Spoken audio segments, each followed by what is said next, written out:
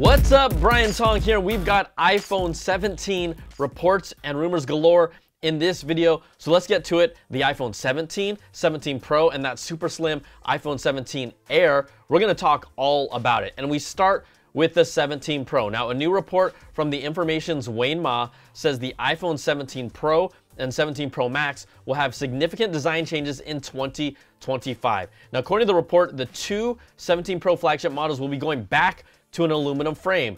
Now, the high-end iPhones typically had a stainless steel frame and then recently moved to a titanium chassis with the 15 Pro and the 16 Pro. Now, this report says the entire 17 lineup will have an aluminum frame across the board. But you might not even notice it because most of you have a case on your iPhone all the time.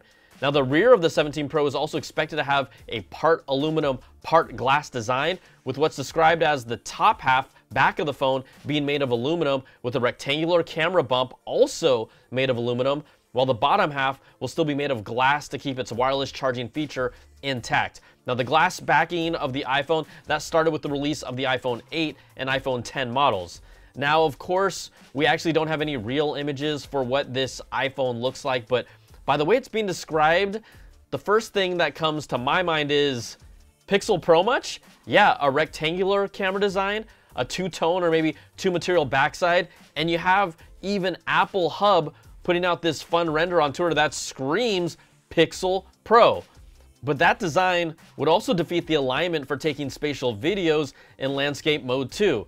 And at the same time, the Pixel 9 Pro was the most iPhone-looking Pixel ever except for its camera, but it also benefited from it because it was my favorite design for a phone in 2024. Now, of course, these are all rumors right now, but the Information does have a solid reputation. It doesn't just throw spaghetti rumors on the wall to see what sticks. So what do you think about what you've heard so far about the 17 Pro so far? Because that's not all coming from the Information. There's another report about Apple's rumored super thin iPhone 17 model that really the community has embraced and is calling it the iPhone 17 Air.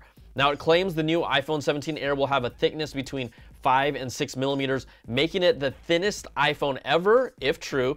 You think about it, current iPhone 16 models, those are 7.8 millimeters thick. Then you got the iPhone 16 Pro, that's 8.25 millimeters thick.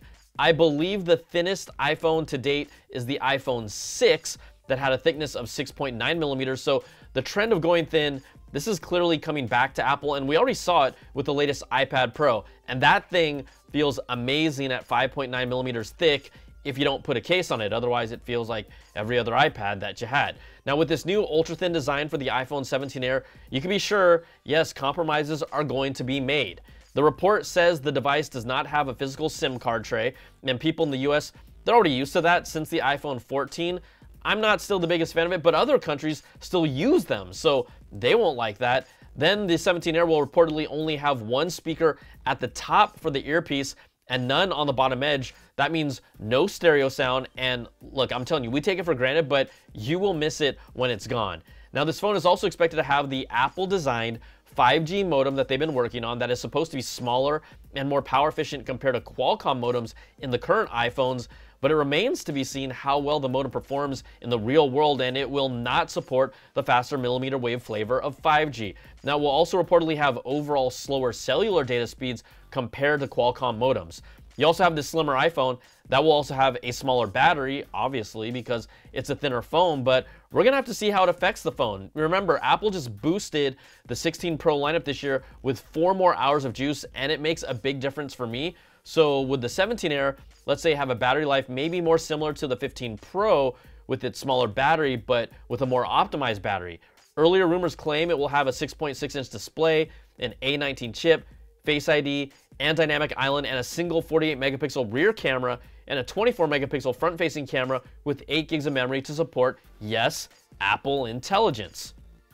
And it's clear it's not going to be a flagship phone feature-wise, but this is going to be more of a phone for someone who cares about its design and its slimness. And I love the idea of a slimmer phone, but I'm not really a minimalist in the way that I don't know if I could be one with my iPhone that doesn't have all the features that I'm accustomed to.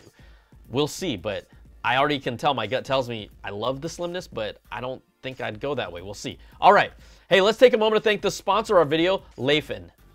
So I've been using the Leifin Wave toothbrush for almost 6 months now, and I'm still using it. This electric toothbrush has a minimalist Apple-esque design with a sleek single-piece design with no grips and a pressure-sensitive button to turn it on and off. Now down on the bottom is a magnetic fast-charging connection with its own Apple-esque looking cable. The Leaf and Wave has both a 60-degree oscillation, which is the motion you see moving back and forth while also vibrating at the same time. Now this 60-degree oscillation is also the dentist recommended bass brushing technique, and it helps to brush a wider area. The combination of this oscillation and vibration together gives you 3 times the cleaning efficiency. Now the Leaf and Wave is the world's first electric toothbrush capable of both vibrating and oscillating. It comes in 3 colors, the ABS white finish that I use, then there's the aluminum alloy finish that has that brushed metal style, and if you want to get fancy, there's the stainless steel finish. You'll get the 3 brush heads, just pick the one that's best suited for your teeth and gum sensitivity, plus you can get additional ones online as replacements. Now this is a tech product, so you know there's going to be an app that allows you to customize the experience with an adjustable brush timer, a 30-second zone change reminder, and more.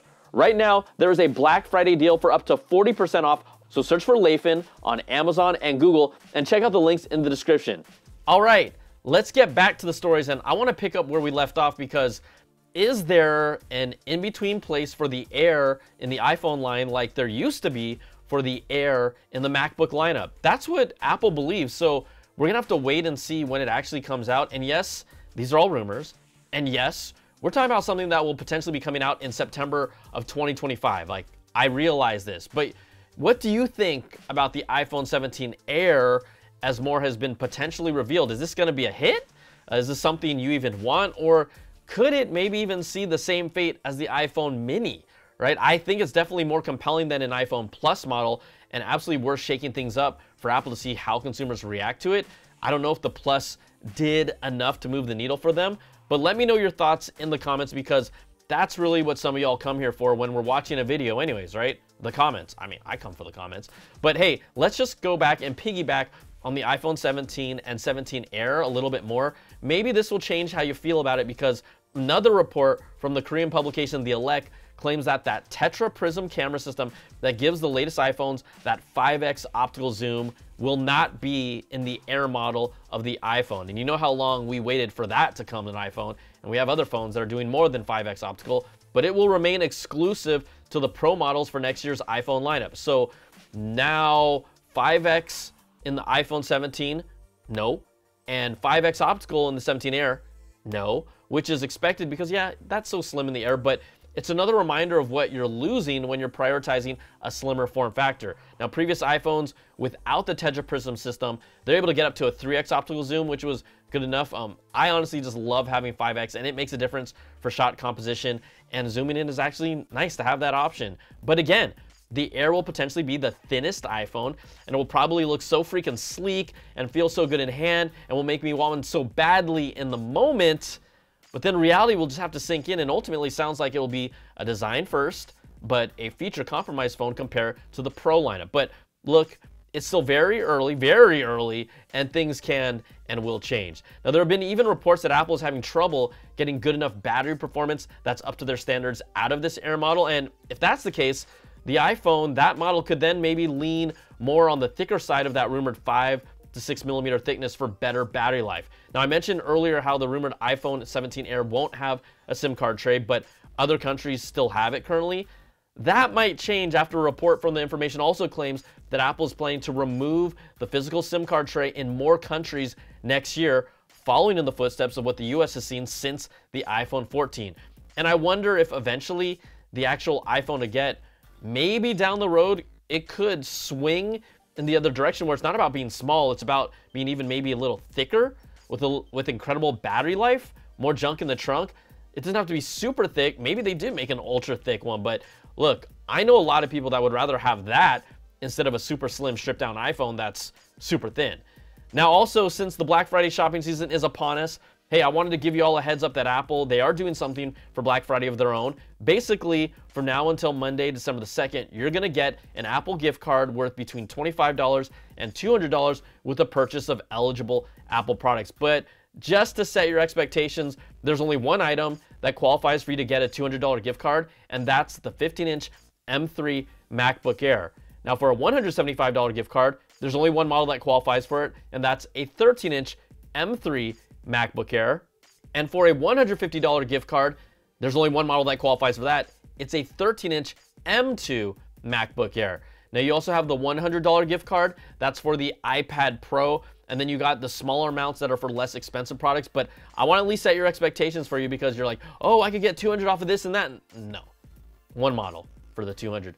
One model for the 175. One model for the 150. One product for the 100. But that's going to do it for this week's video. Hey, if you like what you see, give me that thumbs up, subs up, and hit that notification bell. Ding! To get all my latest videos when they drop. And if you want more of that Apple goodness, you can check out my weekly Apple Bits XL audio podcast with the latest stories and special guests. Plus, you can support all my content with an ad-free version of the podcast, early access to my content, and exclusive content at patreon.com/Brian Tong. So thanks so much for watching. Hey everybody, enjoy the holidays. Enjoy the time with your friends, your family, and your loved ones. I know I will be. And guess what? You know what? We're always going to have videos here from me to you.